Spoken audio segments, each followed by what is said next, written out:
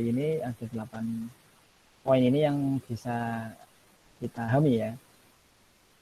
Yang pertama tentang kegunaannya, dari kemudian bagaimana menjelaskan cara membangun kerangka kerja konseptual ini, kemudian tujuan dari laporan keuangan itu apa, karakteristik kualitatif, elemen dasar, kemudian asumsi dasar, prinsip dasar, dan juga dampak atau kendala-kendala. Ini poin-poin yang harus kita pahami setelah kuliah kedua ini. Makanya perhatikan ya. Kalau misalkan sudah memiliki bukunya akan lebih baik nanti setelah ini membaca atau sebelumnya membaca akan lebih jelas lagi. Tetapi jika belum, ya maka harus diperhatikan. Oke, ini kerangka konseptualnya, gambarnya seperti ini. Nanti akan kita bahas ada 4. Ya, yang pertama tentang kerangka konseptual itu sendiri apa, kegunaannya apa ya, kebutuhannya apa ya, maksudnya kegunaannya kenapa harus dibutuhkan gitu ya. Kemudian pengembangannya bagaimana, kemudian secara overview kita akan melihat kerangka konseptual seperti apa. Kemudian dari kerangka konseptual ini akan dibagi tiga level. Level pertama ya basic objektif atau tujuan dasarnya apa. Kemudian level kedua konsep fundamental. Kemudian yang ketiga adalah mengenai ini apa pengakuan, pengukuran, dan konsep pengungkapan. Jadi yang akan dibahas ini poin-poinnya. Kita lanjut. Oke, baik. Sekarang kerangka konseptual atau konseptual framework ini tujuannya apa? Yaitu untuk menetapkan dasar atau untuk mendasari pelaporan keuangan. Jadi laporan keuangan yang kita buat itu harus memiliki kerangka konseptual. Supaya apa? Supaya ada dasar hukumnya. Ya. Sebagai contoh, kalau kita bisa digambarkan, misalkan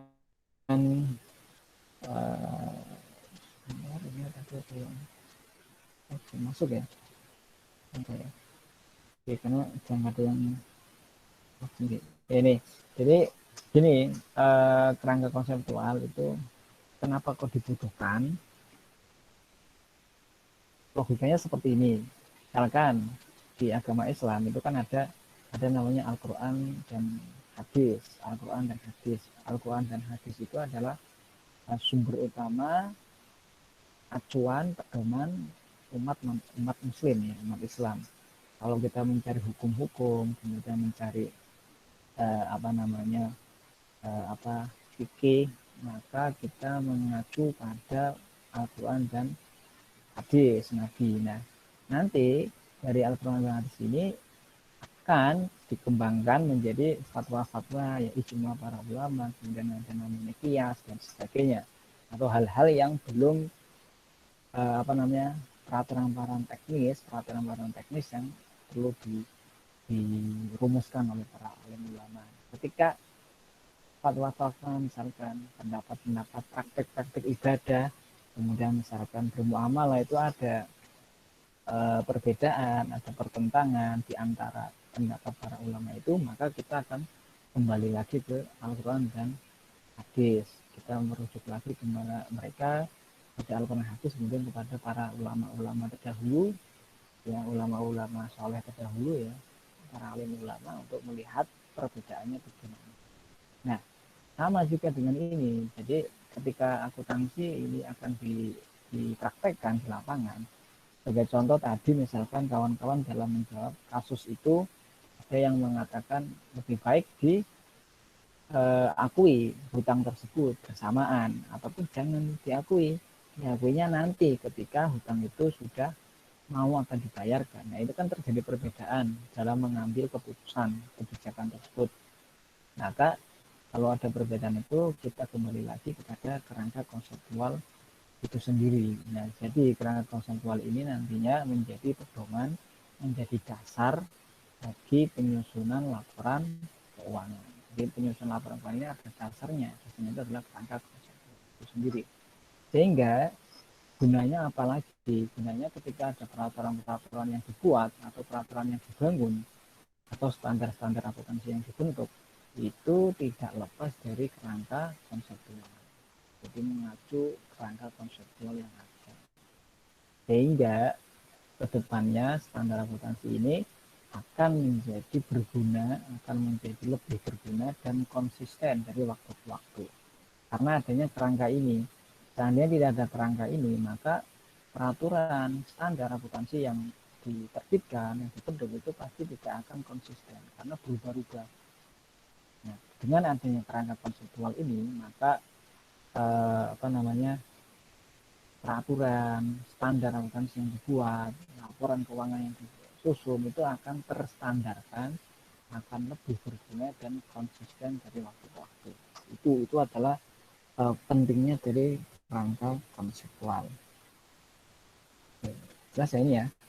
Oke, coba bisa dipahami. Oke, kemudian ini dari kerangka konseptual ini akan dibagi 3 tingkatan, ya, tingkat pertama, kedua, dan ketiga.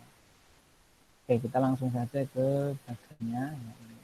Nah ini ringkasannya ini. Oke, saya sambil minum ya. Oke, jadi kerangka konseptualnya itu ada 3 level.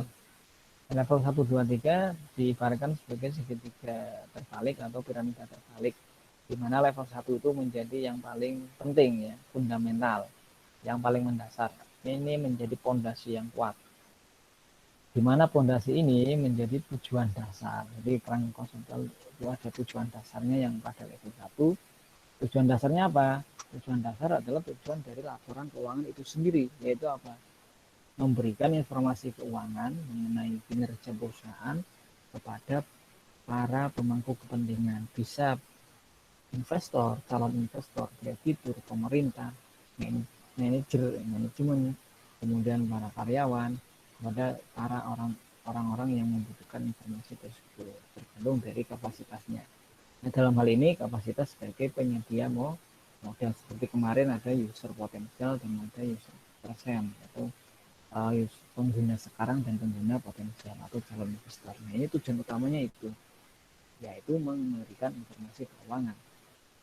Kemudian memasuki level kedua ini menjadi jembatan kepada level ketiga. Di mana level 3 ini adalah praktek atau implementasi dari tujuan ini.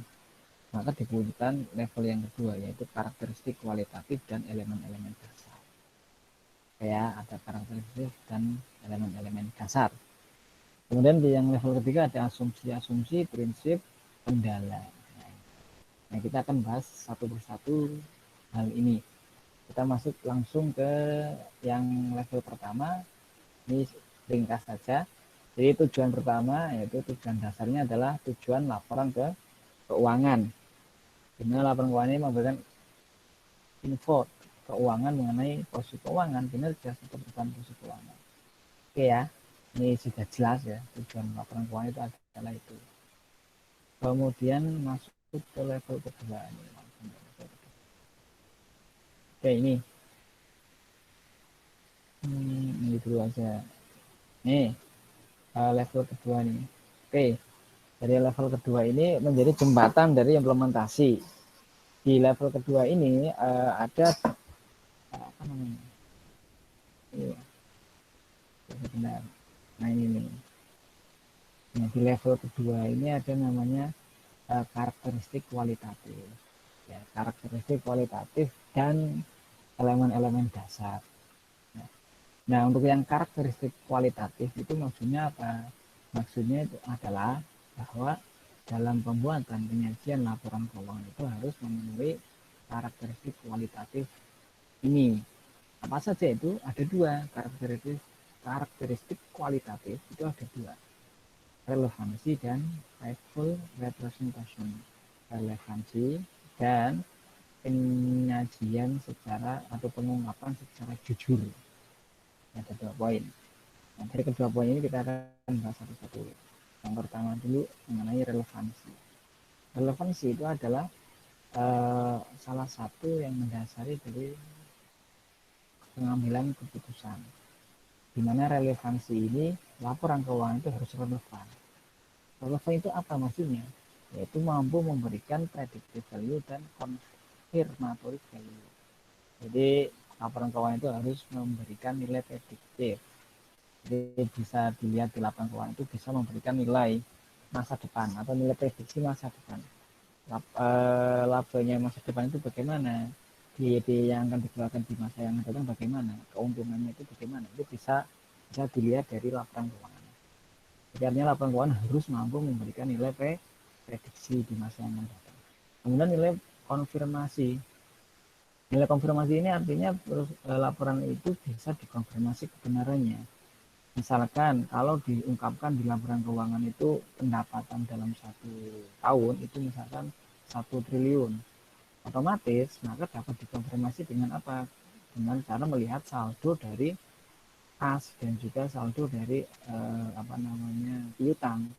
Jadi penjualan dia selama 1 tahun itu 1 triliun itu juga harus dibuktikan dengan peningkatan kas dan peningkatan piutang, karena jika ada penjualan itu pasti akan mendapatkan kas sehingga kas akan bertambah ataupun piutang jika dilakukan secara kredit. Maka ini harus bisa dikonfirmasi, nilainya dapat dikonfirmasi. Kedua bagian ini bisa diprediksi, bisa dikonfirmasi, maka laporan keuangan itu dapat dikatakan relevan atau laporan keuangan itu relevan dengan kebutuhan para pengguna laporan keuangan itu sendiri. Kemudian yang kedua, full representation atau pengungkapan secara jujur, ya. Jadi pengungkapan secara jujur ini memiliki tiga komponen, yaitu completeness atau kelengkapannya, netralitas, dan bebas dari kesalahan. Jadi dikatakan penyajiannya jujur itu manakala informasi yang disampaikan itu adalah lengkap, tidak ada yang ditutupi, tidak ada yang disembunyikan, semuanya diungkapkan. Kemudian juga netral. Netral di sini bagaimana? Netral itu tidak memihak ke siapapun, ya, tidak memihak siapapun. Maksudnya apa? Laporan itu tidak memihak pada salah satu pemegang saham, tidak memihak kepada salah satu kepentingan. Nah, contohnya seperti apa? Contohnya misalkan kita punya perusahaan rokok. Ya, di Indonesia itu banyak perusahaan rokok, ya. Kita ABC lah. Ada perusahaan rokok. Nah, dia itu menyampaikan kinerja keuangannya selama 1 tahun.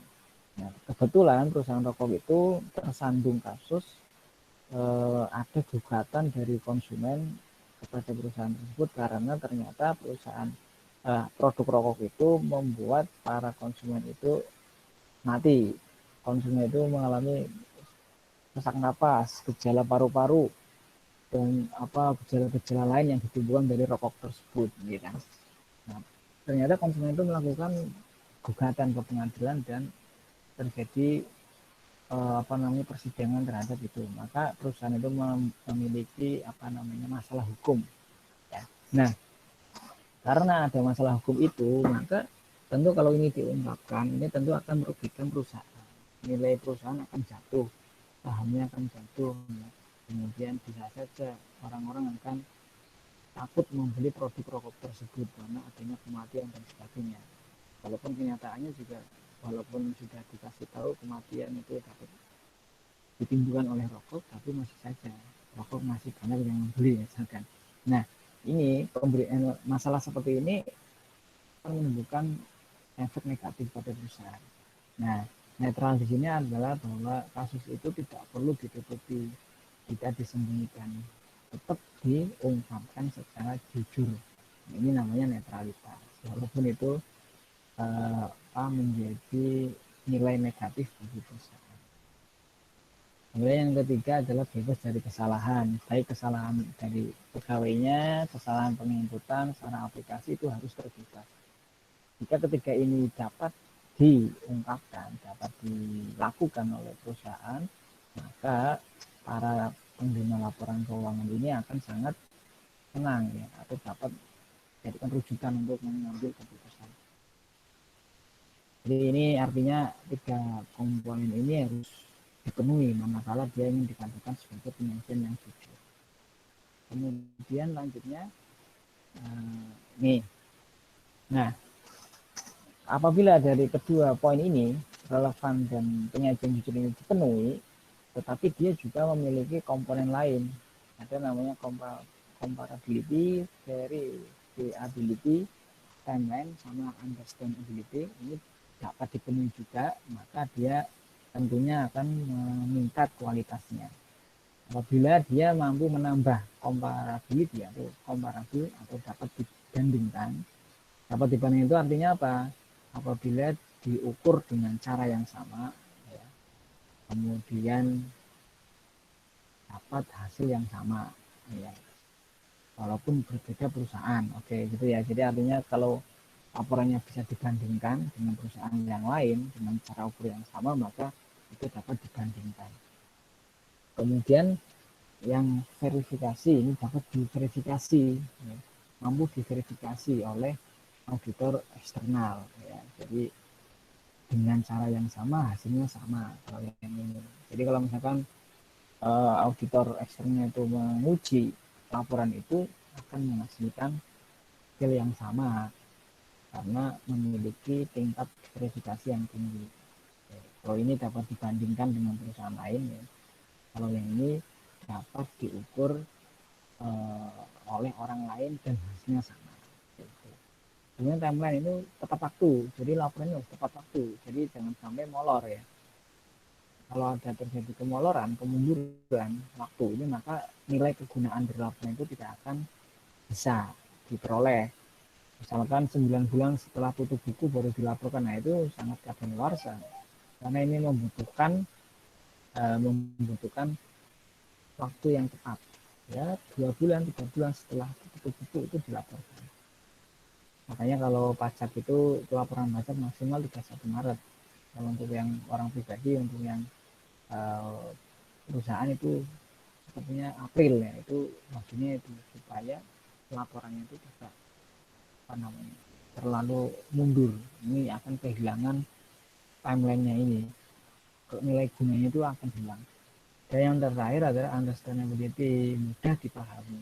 Jadi setiap orang pengguna laporan keuangan itu mudah memahami laporan kita, maka dianggapnya setiap pengguna itu memahami, ya, kegiatan bisnis setiap perusahaan. Nah, jika kesemuanya ini dapat dipenuhi, maka dia memiliki karakteristik kualitatif.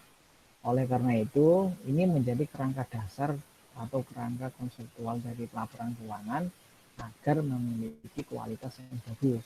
Sehingga jika laporan itu memiliki kualitas, maka akan dipercaya oleh para pengguna laporan keuangan, sehingga laporan keuangan itu akan menjadi pedoman, akan menjadi ukuran oleh pemangku kepentingan atau para calon investor sebagai dasar untuk mengambil keputusan. Mengambil keputusan apa? Mengambil keputusan dalam mengalokasikan modalnya. Apakah dia akan menambah modal ke perusahaan itu, apakah akan menjual perusahaan itu, atau bahkan beralih ke perusahaan yang lain. Nah ini, ya, kerangka konseptualnya seperti ini. Kemudian kita masuk ke elemen. Nah, untuk elemen ini adalah pengertian-pengertian atau unsur-unsur yang ada di laporan keuangan. Ada aset, ada utang, ada modal, equity, pendapatan, dan bebannya. Pengertian-pengertian dari setiap akudinya akan kita bahas lebih dalam di bab-bab selanjutnya. Jadi ini hanya sebagai informasi awal saja. Jadi ada 5 akun. Kita masuk ke level yang ketiga nih untuk konsepnya. Oke, kita masuk ke ketiga, langsung saja kita masuk ke ketiga. Nah ini level ketiga. Oke, sebelum masuk ke level ketiga, mungkin ada yang ingin ditanyakan dulu nih, kawan-kawan. Ada yang ingin ditanya dari pembahasan saya sebelum saya lanjutkan? Ini yang sudah aktif Mbak Rosida dan Mbak Mutiara ini, yang mengaktifkan video, ya. Oke, Rosida dan Mbak Mutiara ini. Ini kalau yang aktif, videonya aktif, nanti saya itu keaktifan buku kuliahnya saya tambahi karena bukan video, ya. Sehingga yang lain nggak mengaktif saya. Maka saja kameranya saya saja, ya. Oke, ada yang ditanyakan dulu sampai di sini, kawan-kawan 2H ini? Silakan sebelum saya lanjutkan untuk level yang ketiga. Silakan, Mbak, Mas.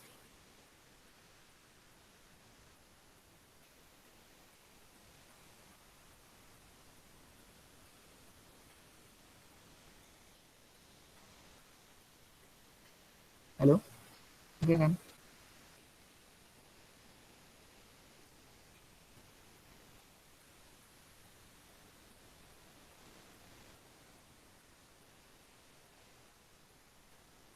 Oke. Apa ini? Mohon maaf Pak, suaranya kecil. Apa suara saya kurang keras ya? Iya Iya Pak, Pak, kurang. suaranya kurang keras. Oh, gitu. Tapi, oke. Tapi bisa diterima ya?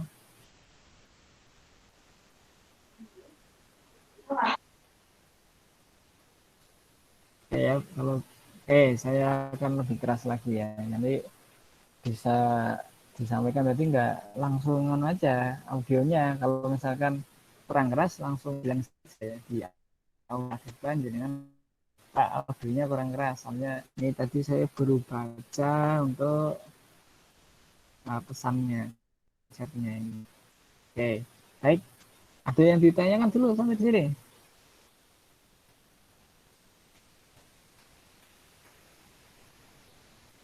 Lanjut dulu ya. Atau ada yang tanyakan, silakan. Biar nggak jangan tidak cuma mendengarkan saya. Ya. Silakan Mbak. Atau Mbak Istiqomah ini ada yang mau tanyakan. Mbak Istiqomah atau Mbak Laila Hajar.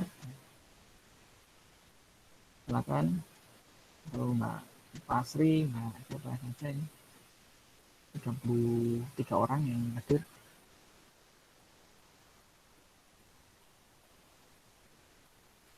Oke, ada enggak nih? Dulu ya. Kalau nggak ada kita lanjutkan. Oke, saya lanjutkan saja. Ini biar tidak kelamaan nanti lanjutkan nggak tanya malah. Oke, ini lanjutan untuk level ketiga ini ada recognition ya, pengakuan ya. Kemudian ada measurement, pengukuran, dan disclosure konsep atau konsep pengungkapan. Jadi di dalam konsep ini menjelaskan bagaimana perusahaan harus mengenali, mengukur, dan melaporkan elemen keuangan dari setiap kejadian. Nah ini konsep-konsep ini tiga poin ini yang harus dipenuhi oleh perusahaan juga yang harus diperhatikan. Jadi intinya dari kerangka konseptual laporan keuangan ini ada 3 level. Nah, 3 level ini ada pengertiannya dan juga maksud-maksudnya. Nah, jadi 3 level ini kalau ingin perusahaan itu laporan keuangannya bisa dijadikan rujukan, dapat dijadikan acuan untuk pemangku kepentingan atau stakeholder keuangan tadi, maka dalam membuat laporan keuangan itu harus mengacu pada kerangka konseptual ini, gitu ya, maksudnya seperti itu. Contohnya tadi yang sudah kita bahas di di relevansi di poin kedua ya, di karakteristik kualitatif ada relevansi. Maka perusahaan itu harus menyusun laporan itu harus relevan, harus mampu memberikan nilai prediktif, harus mampu memberikan nilai konfirmatori ya, harus memberikan mengungkapkan secara jujur, netral, tidak ada yang ditutupi, itu harus dipenuhi semua. Nah, sama juga dengan di level ketiga. Ini ada asumsi dasar ya, ada prinsip-prinsip, dan ada kendala-kendala. Oke, yang pertama adalah yang asumsi dasar dulu. Ini ada 5 poin asumsi dasar. Yang pertama adalah economic duty atau entitas ekonomi. Maksudnya apa? Maksudnya adalah di dalam akuntansi itu kita mengenal entitas ekonomi. Setiap perusahaan itu memiliki entitas ekonomi, di mana setiap entitas itu harus pisah ya. Harus dipisahkan antara perusahaan dengan kebutuhan dari pemilik perusahaan, kebutuhan dari manajer, kebutuhan dari karyawan itu harus dipisahkan supaya tidak terjadi tumpang tindih biaya-biaya, sehingga kita ketika melakukan evaluasi, melakukan efisiensi itu mudah ditelusuri. Misalkan ada 3 perusahaan atau 3 perusahaan ya, 3 anak perusahaan, maka harus dipisahkan entitas masing-masing. Dari anak pertama, anak kedua, anak ketiga harus dipisah-pisah supaya kita bisa tahu sebagai perusahaan induk harus memisah itu supaya kita tahu bahwa dari ketiga anak perusahaan itu manakah yang paling efektif, manakah yang paling menguntungkan, manakah yang paling merugikan. Nah itu harus dipisah. Makanya di dalam asumsi ini entitas ekonomi harus diterapkan. Kenapa kok misalkan ada perusahaan yang mencampurkan antara kebutuhan pribadi pemilik dengan perusahaan, itu tentu akan menyulitkan para pembuat laporan keuangan sekaligus akan mengaburkan stakeholder dalam menilai perusahaan itu, karena takutnya ternyata di dalam laporan keuangannya ada beban yang sangat tinggi sekali sehingga labanya sangat kecil. Ternyata di dalam beban itu terdapat beban-beban yang dikeluarkan untuk pemilik saham, pemilik perusahaan. Misalkan ada beban untuk rumah tangganya, kemudian beban perjalanan liburannya, ada beban-beban yang sebenarnya itu beban yang harus ditanggung dia sendiri tetapi ditanggungkan kepada perusahaan, itu tidak diperbolehkan. Jadi ini juga ada sebuah kasus juga ya mengenai hal ini, mengenai ini ya entitas ini. Nanti bisa kita bahas lagi ya. Kemudian yang kedua mengenai going concern. Ini adalah kelangsungan usaha atau sustainability atau keberlangsungan usaha. Jadi seakan-akan diasumsikan perusahaan itu akan berlangsung lamanya atau panjang hidup. Jadi kita berpikirnya setahun lagi masih ada, 2 tahun lagi masih ada, selama-lamanya perusahaan itu dianggapnya ada. Jadi tidak hanya berpikir 1 tahun, 2 tahun, 3 tahun. Jadi going concern.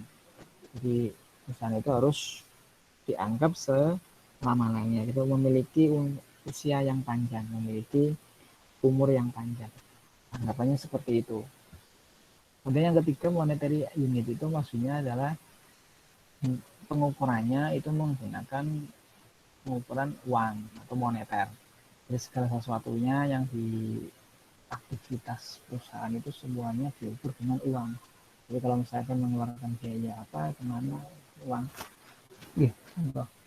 Jadi itu ya diukur dengan uang untuk bisa dihitung ya, tentunya diukur dengan uang. Segalanya dihitung dengan uang. Kemudian yang keempat, periodisasi. Ini artinya perusahaan itu harus ditetapkan periodenya ya. 1 tahun, 2 bulan, misalkan per semester, per triwulan atau per bulan.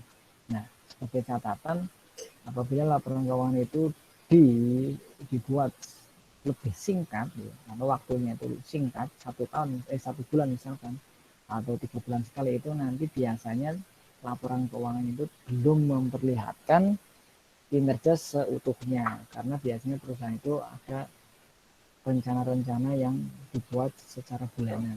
Kan bulan pertama maka dia fokusnya untuk produksi, bulan kedua fokus pemasaran misalkan. Itu belum bisa kita lihat jika laporan keuangannya dalam bentuk periode yang cepat, 1 bulan, 2 bulan. Biasanya itu untuk melihat secara keseluruhan itu dalam waktu 1 tahun. Tetapi kalau untuk kepentingan efisiensi, kepentingan evaluasi, monitoring itu bisa saja dilakukan periode 1 bulan, 2 bulan.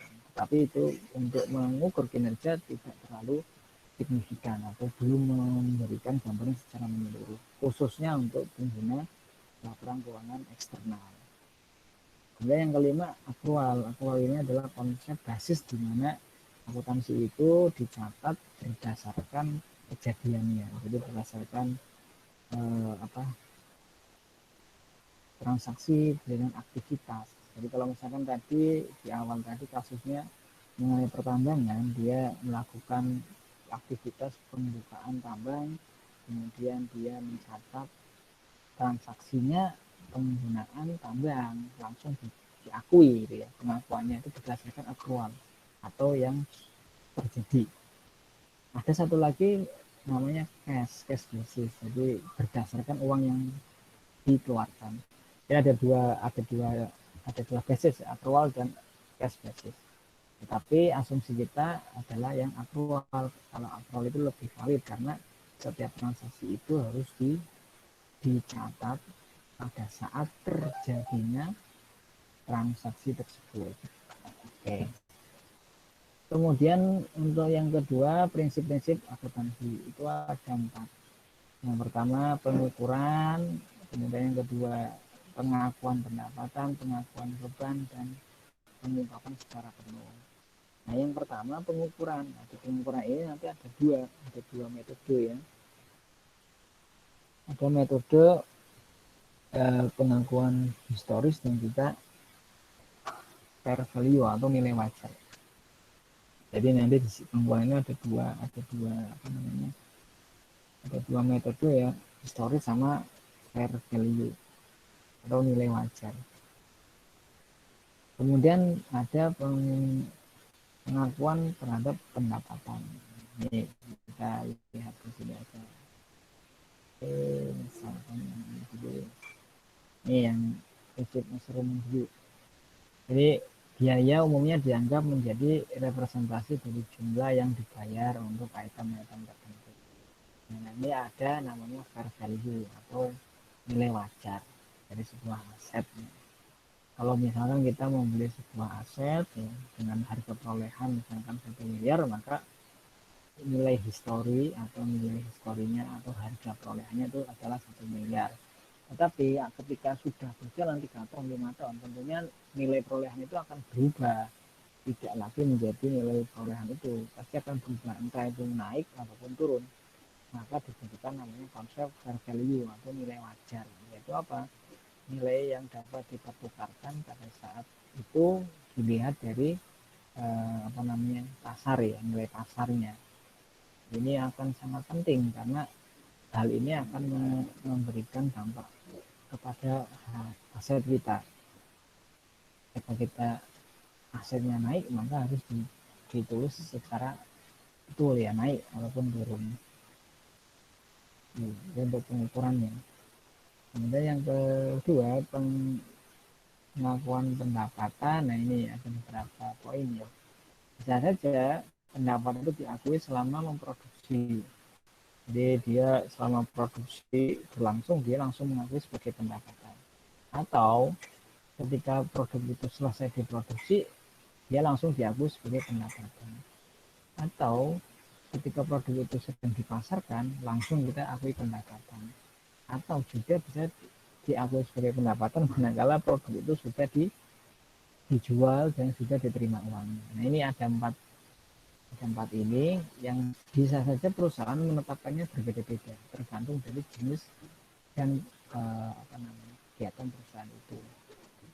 Kalau misalkan ada produk yang sudah selesai diproduksi, kemudian dari produk itu tidak perlu membutuhkan banyak biaya lagi untuk bisa dijual, maka bisa saja dia mengakui sebagai pendapatan, langsung kita akui sebagai pendapatan.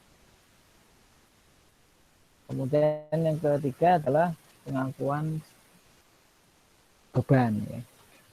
Beban atau arus keluar atau pengurasan habis aset dapat menimbulkan kewajiban atau kombinasi keduanya. Jadi beban itu aset-aset yang kita keluarkan untuk mendapatkan jasa ataupun barang.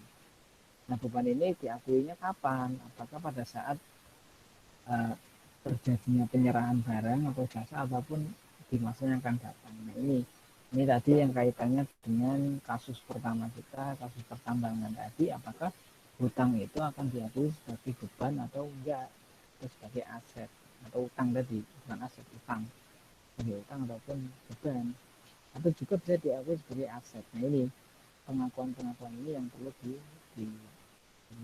ditetapkan oleh perusahaan.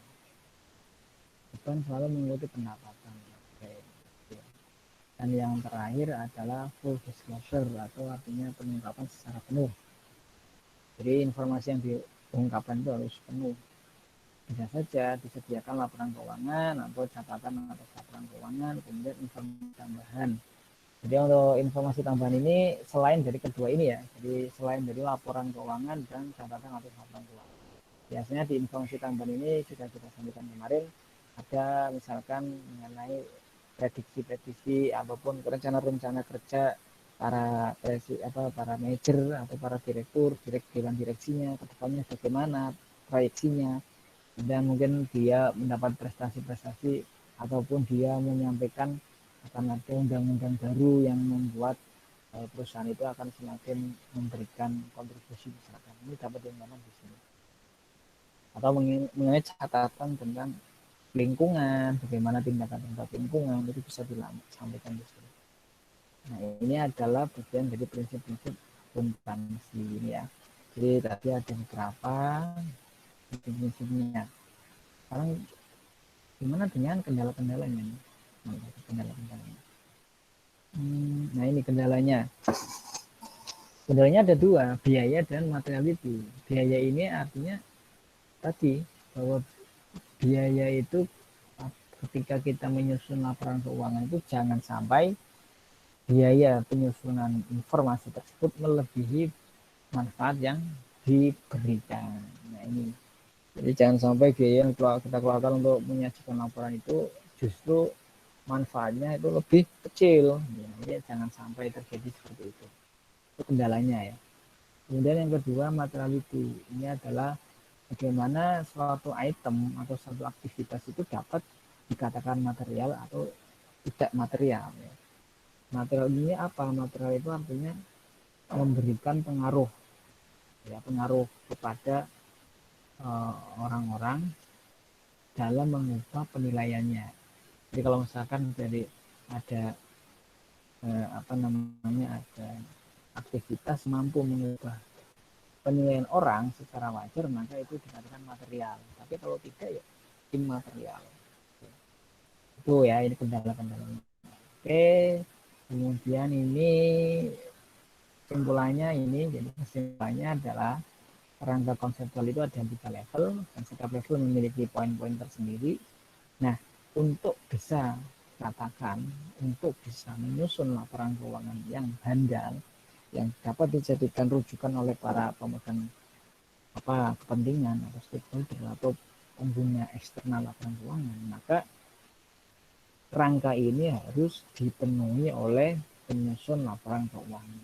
Di mana tadi kerangka-kerangka itu harus satu, tujuannya untuk memberikan informasi kepada pengguna laporan keuangan yang ada di level 1. Dua, laporan keuangan harus memenuhi karakteristik kualitatif, harus relevan, yaitu memberikan nilai prediksi, harus dapat dikonfirmasi, harus lengkap, netral, tidak ada kesalahan, dapat dibandingkan, dapat diverifikasi, tepat waktu, dan dapat dipahami, serta memiliki unsur-unsur yang lengkap. Kemudian, serta memiliki asumsi yang harus dipenuhi, yaitu ada economic entity, going concern, monetary unit, periodisasi, kemudian berbasis aktual, dan memiliki prinsip dalam pengukuran, ya. Ada nilai wajar, ada nilai histori, kemudian ada pengakuan pendapatan, expensive recognition, dan verification.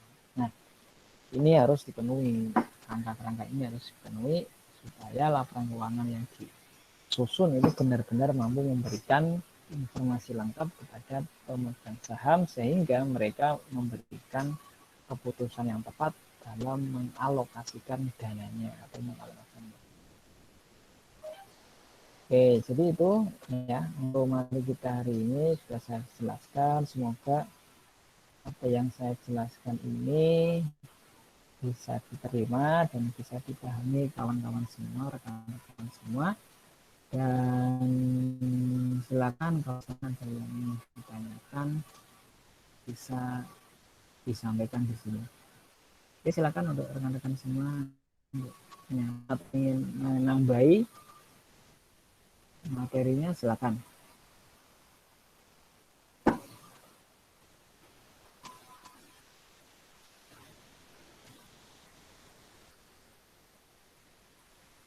Silakan. Ada yang ingin menanyakan?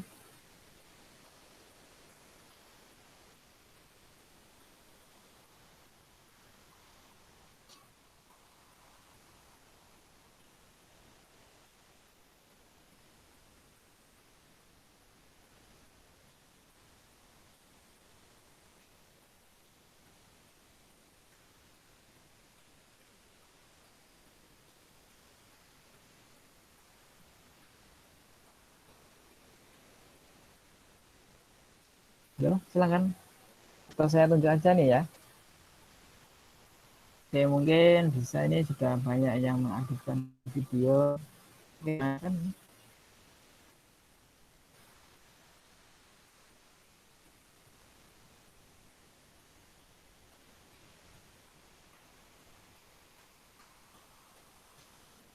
Jadi mumpung masih ada waktu setengah jam untuk akan.